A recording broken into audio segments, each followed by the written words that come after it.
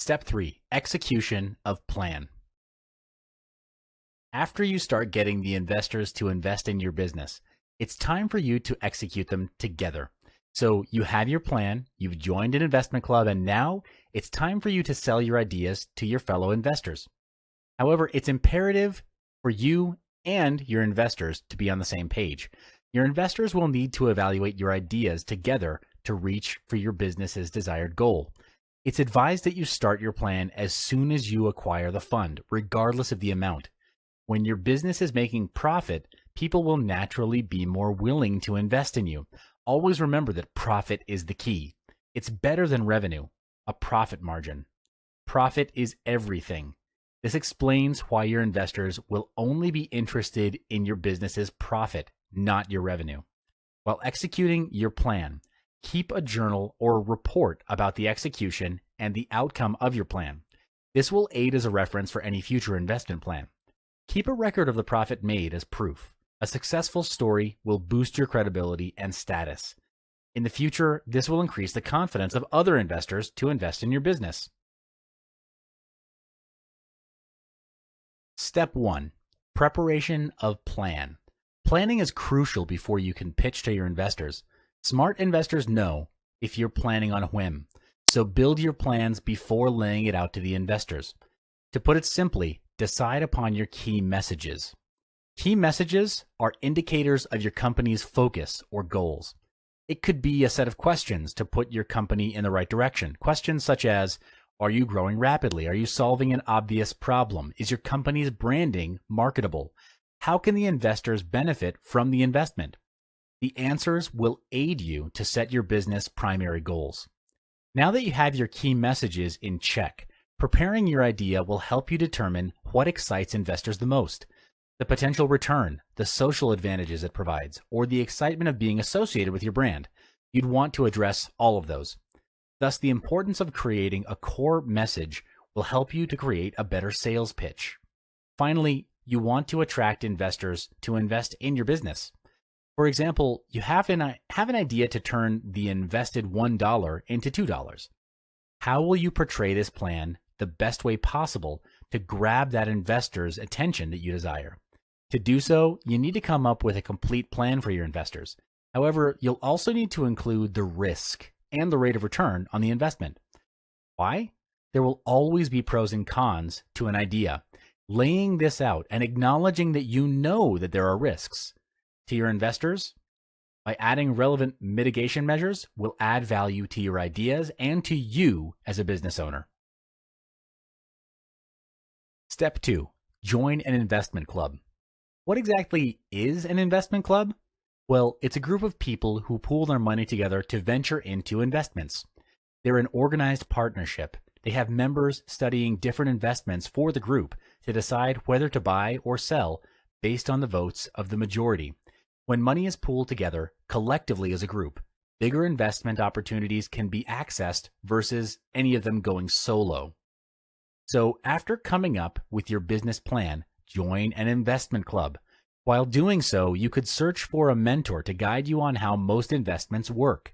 In the investment club, you'll get the chance to talk about your business. This is when you'll need to dictate how your ideas or your business is profitable, whilst making them interested to invest. Ask yourself, do you want to use your money or other people's money to invest? The smart way, obviously, is to leverage other people's money. Your money alone will only have so much for your business to run, but with OPM or other people's money, with a group of investors, the sky will be your limit. Unity is the strength of your business capital.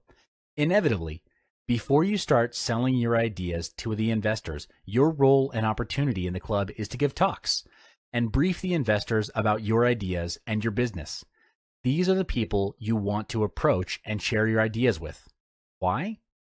It's simply because they have the means to provide you your capital. So introduce yourself.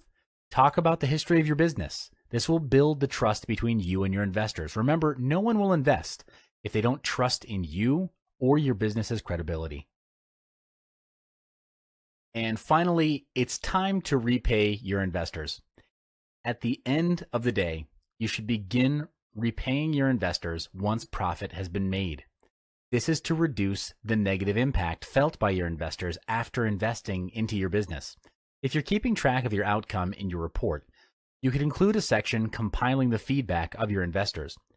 Feedback and testimonials help boosting other investors' confidence to invest in your business.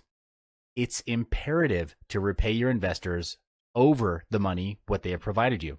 Ask yourself, what do you think would happen if you fail to reach the standards you've set up with your investors? What would happen if you do reach it and delayed their share of the profit? How will that reflect on your business opportunities in the future? It's simply because no one would want to do business with an incompatible figure. Your reputation is at stake. Surely, you want to retain the connections you gained with your investors. They're the ones that will help you in your future business planning.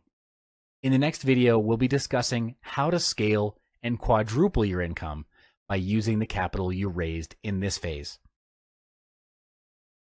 Welcome back to the Big Business Blueprint. To recap, we've learned how to generate profitable ideas offered. In this module, we'll be focusing on how to raise the capital for your business. In the world of business, capital represents the fuel for your business to run efficiently. If your business needs a bigger engine, you'll be needing bigger capital. A bigger capital will drive your business towards your desired destination. In other words, your goal, your financial goal. To do this, it will include loans for working capital, purchasing machinery, hiring more staff, or even refinancing existing loans. Plus, if you're trying to restructure your company's debt, refinancing your company's debt can assist you by freeing up some cash in your business for working capital and expansion. Additionally, the growth of your company's financial standards can assist you in securing new opportunities. It's not impossible to raise the needed capital for your business within a short period. My business managed to raise $125,000 in just 4 days. Now, my company wasn't built yesterday. Before I pitched to investors, my company had a long history of profits and sales. But this is crucial because I raised funds for my business through my investors. The capital I raised was by bringing in investors to invest into my business. People investing in you or your business is because they want to. They want to earn money. They want to earn more money. This is practically the only reason they invest. They're getting their money to work for them. So what are the steps needed to raise your desired capital in just 4 days? Here are 3 steps on strategic funding, how to raise capital in 4 days. We'll cover it in the next 3 modules.